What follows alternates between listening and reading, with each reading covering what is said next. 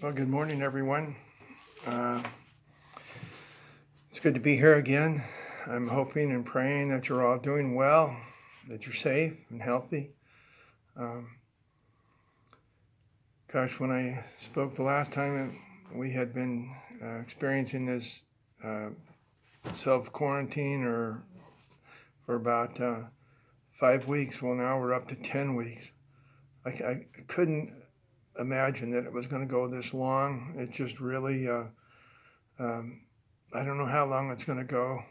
We don't know. We're going to comply with the state's orders, and we are taking steps to be ready when we get the go ahead to start. And we're talking to some of the folks to see what their concerns are as we move forward. And one day we will move forward.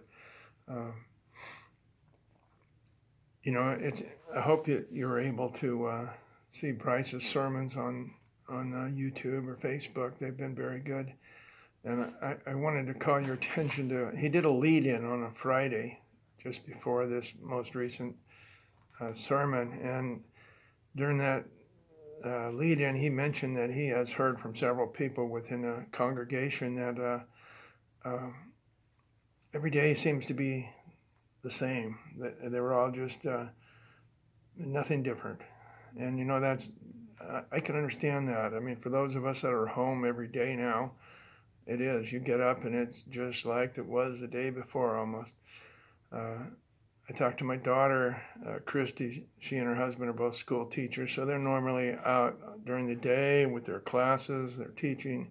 Their kids are in second grade and sixth grade, and now they've been at home for like 10 weeks, and that was, and they're doing online with their classes, and they're helping to teach their kids. So it's Christy says it's like Groundhog Day, which makes me laugh. I don't know if any of you remember that movie. It's from the 90s. Bill Murray played the part of a real cynical TV weatherman, and he gets an assignment to go to Punxsutawney, Pennsylvania to film the Groundhog Day, February 2nd. And he goes there with his crew, and the first thing you know, he gets stuck on February 2nd. Every morning it starts over again. So he's just reliving that February 2nd Groundhog Day over and over and over.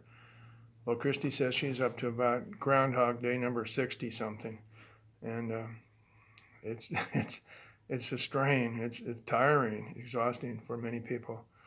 Last time we got together, I shared with you what I thought was some encouraging and helpful words from God as He spoke through Isaiah to the nation of Judah and to their king.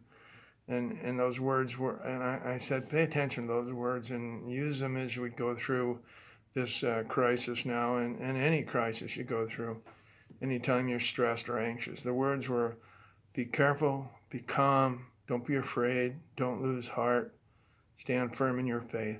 That all came out of Isaiah 7.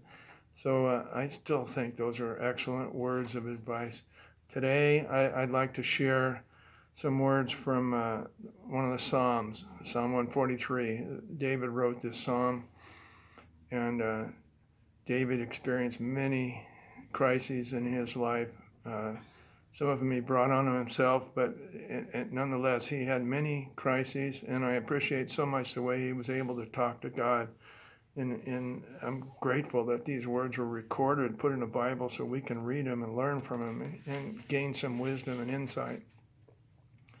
So I'd like to read these verses to you there from Psalm 143, verses 4 through 12. I'm reading from the New Living Translation.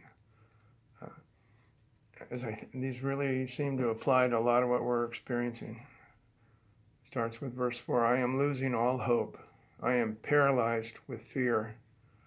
I remember the days of old. I ponder all your great works and think about what you have done. I lift my hands to you in prayer. I thirst for you as parched land, thirst for rain. Come quickly, Lord, and answer me, for my depression deepens. Don't turn away from me, or I will die. Let me hear of your unfailing love each morning, for I am trusting you. Show me where to walk, for I give myself to you. Rescue me from my enemies, Lord. I turn to you to hide me. I run to you to hide me.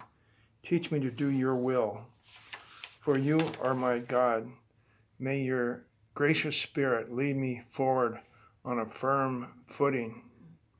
For the glory of your name, O Lord, preserve my life. Because of your faithfulness, bring me out of this distress. In your unfailing love, silence all my enemies and destroy all my foes, for I am your servant. So, if you really listen to those words, read it over a few times, so much of that applies to what we're going through. I mean, in verse 4, he says, I'm losing all hope.